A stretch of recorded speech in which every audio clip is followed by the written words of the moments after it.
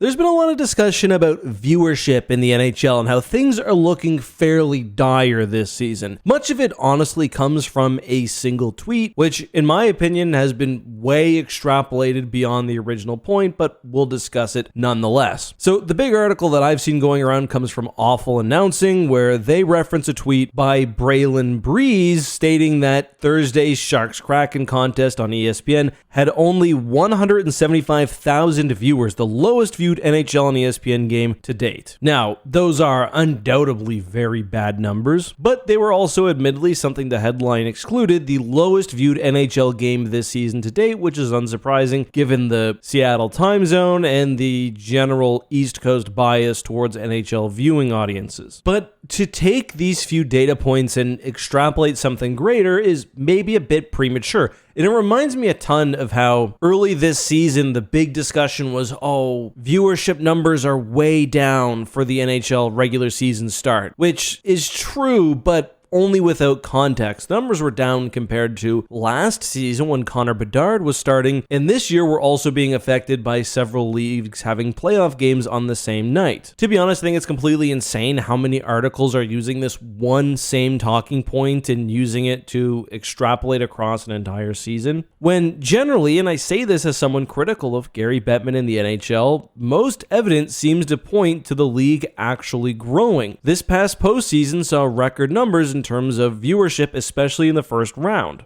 Part of the increase was due, yes, to a very compelling finals series, but we also know since the new massive media rights deal, regular season average game viewership has been increasing. The numbers aren't out yet for this year, but last season saw the highest ever average viewership per game with an 8% increase since the 2022-23 season. Now, am I going to guarantee that viewership will be up overall this year? No, I don't have the data. I can't do that. However, if you look at the projected salary cap increases, it's pretty clear that the NHL and ownership believes that the league is headed in the right direction, and they've got really no reason to want to overstate this. I won't completely ignore the NHL's issues though. Gambling especially has become completely obtrusive. Blackouts are a problem. I live in Halifax and I still am affected by local Ottawa and Montreal blackouts. Thankfully, streaming here is pretty good. Sportsnet Plus at least has most games. It's a terrible service compared to what NHL Game Center was like back in the day.